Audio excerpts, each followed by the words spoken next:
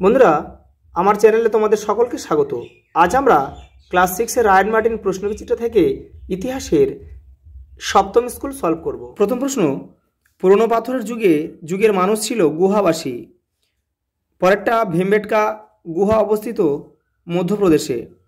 পরেরটা, সবচেয়ে পুরনো আদিম মানুষের খোঁজ পাওয়া গেছে অপশান বি, পূর্ব আফ্রিকায়। পরেরটা, লক্ষ লক্ষ বছর ধরে আদিম মানুষ হাতিয়ার বানাতো অপশান সি, পাথর দিয়ে।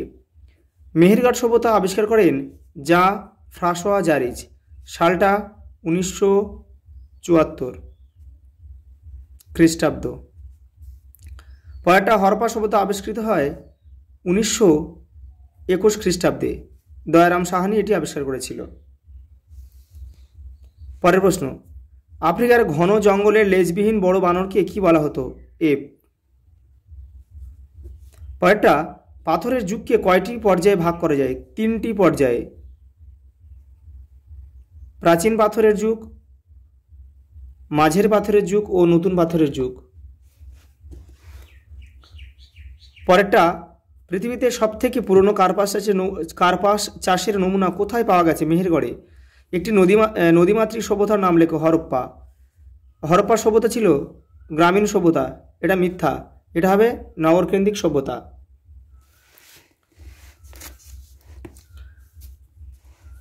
পরের প্রশ্ন, মাঝের পাথরের যুগে হাতিয়ারের কি পরিবর্তন হয়েছিল? তোমাদের টেক্সটের 22 নম্বর পেজে উত্তরটি পেয়ে যাবে।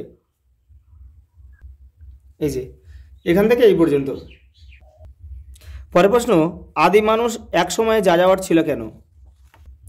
এই যে আদিম মানুষ যাযাবর ছিল কেন, এখান থেকে এই পর্যন্ত লিখতে হবে। পরের প্রশ্ন, সিটাডেল কি? তোমাদের টেক্সটের 35 নম্বর পেজে উত্তরটি রয়েছে। এই যে এখান থেকে হরপ্পা নগরগুলিতে বসতি অঞ্চল দুটি স্পষ্ট ও আলাদা এলাকায় ভাগ করা ছিল। শহরে একটি উঁচু এলাকা থাকতো, প্রত্নতাত্ত্বিকরা তাকে বলেন সিটাডেল। এই পর্যন্ত লিখতে হবে। পরের প্রশ্ন, মেহেরগড় কোথায় অবস্থিত? পাকিস্তানের বেলুচিস্তানে। কে মেহেরগড় সভ্যতা আবিষ্কার করেন? যা ফ্রাঁসোয়া জারিজ। 1974 খ্রিস্টাব্দে। পরের প্রশ্ন, হরপ্পা সভ্যতার দুটি বৈশিষ্ট্য লেখো। এই যে হরপ্পা সভ্যতার বৈশিষ্ট্য, এই দুটো লিখলে হয়ে যাবে, নদীমাতৃক সভ্যতা আর নগরকেন্দ্রিক সভ্যতা ও আধুনিকতা।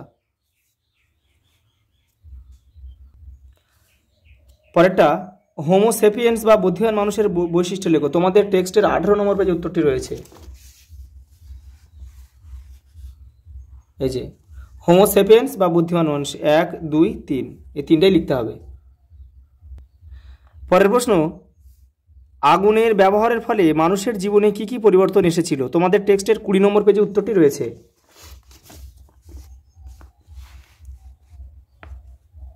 এই যে এখান থেকে এই পর্যন্ত লিখতে হবে। পরের প্রশ্ন, হরপ্পা সভ্যতায় শস্য মজুদ রাখার ব্যবস্থা কেমন ছিল? তোমাদের টেক্সটের 35 নম্বর পেজে উত্তরটি রয়েছে। এই যে এখান থেকে এই পর্যন্ত লিখতে হবে।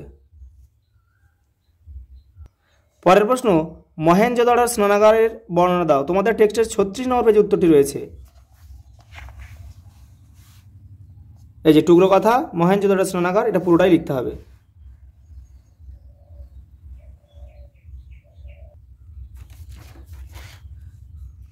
পরের প্রশ্ন, আদিম মানুষ জোট বেঁধেছিল কেন?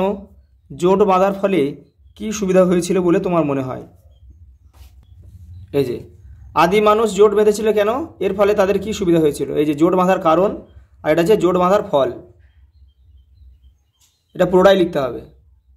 লাস্ট প্রশ্ন, হরপ্পা সভ্যতার ব্যবসা বাণিজ্য কেমন ছিল? তোমাদের টেক্সটের 39 নম্বর পেজে উত্তরটি রয়েছে। এই যে হরপ্পা সভ্যতার ব্যবসা বাণিজ্য, এখান থেকে এই পর্যন্ত লিখলে হয়ে যাবে। আজ এই পর্যন্ত, দেখা হবে পরে।